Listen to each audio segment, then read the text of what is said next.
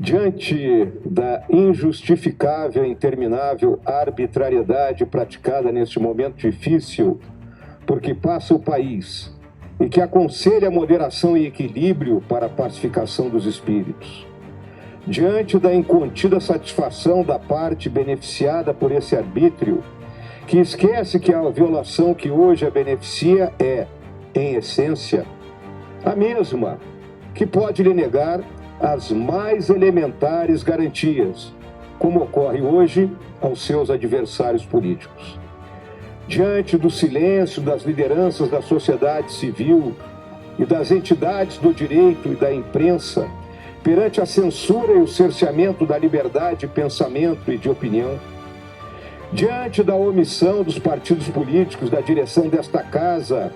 em se insurgirem contra a sucessão de atos atentatórios aos direitos e garantias assegurados pela Constituição Federal,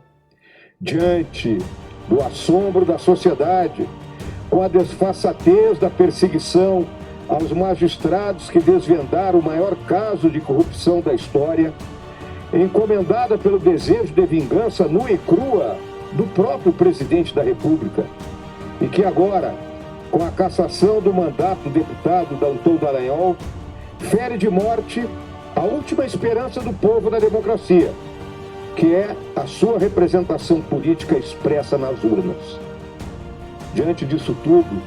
alerto: a forma política da sociedade corrupta é a guerra civil. E antes que os feiticeiros do arbítrio digam que se trata de uma ameaça, respondo-lhes que a ameaça paira sobre todos nós, materializada a cada dia na escalada da discricionariedade sem lastro que esvazia o lugar comum, onde todas as nossas divergências e disputas podem ser resolvidas. E esse lugar é a lei. A esses operadores da intimidação, respondo que a advertência que trago à tribuna provém da história, de quem assistiu ao colapso da democracia e da cidade-estado grega. Um desastre que na atualidade ronda não somente o Brasil, mas as principais nações do Ocidente. Não segundo a perspectiva primária e preconceituosa dos analistas ideológicos que só veem ameaças nos seus inimigos, mas sim pela constatação de que os direitos e deveres que dizem respeito isonomicamente a todos os cidadãos de uma república estão sendo sistematicamente depredados pelos inimigos da democracia, travestidos de seus defensores. Alerto novamente: em uma democracia, a justiça não pode ser uma extensão do poder. Faço agora aos arrogantes de plantão, que se comprazem em seu silêncio prenho de desforra indecente, e aqueles profissionais do cinismo de oportunidade, que ao invés de protestarem por dever de fé de ofício contra o sistemático ataque às liberdades e garantias democráticas, associam-se à ignomínia da pura perseguição, fazendo-a verberar. O Brasil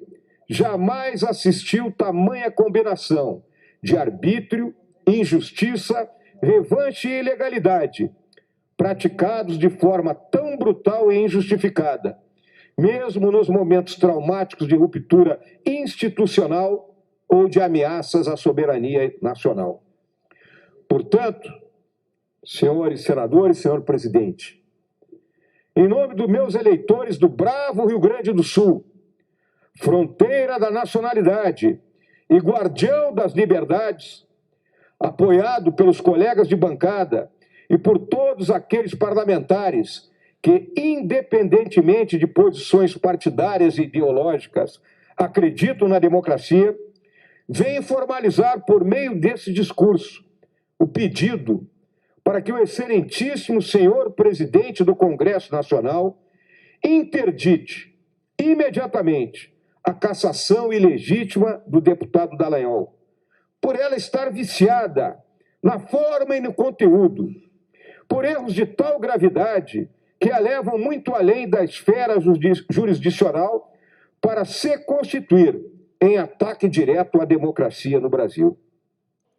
Convicto de estar cumprindo meu dever como parlamentar eleito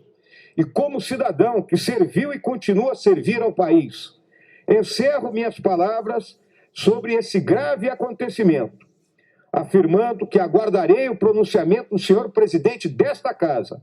a respeito dessa e das outras violações à Constituição Federal e às prerrogativas do Congresso Nacional, palavras pelas quais certamente, senhor presidente, aguarda a nação brasileira. O momento não permite silêncios, nem arroubos irresponsáveis e incendiários. A situação demanda posicionamentos firmes e claros, que transcendam as partes para convergir no bem comum de uma democracia saudável e madura, como é a brasileira,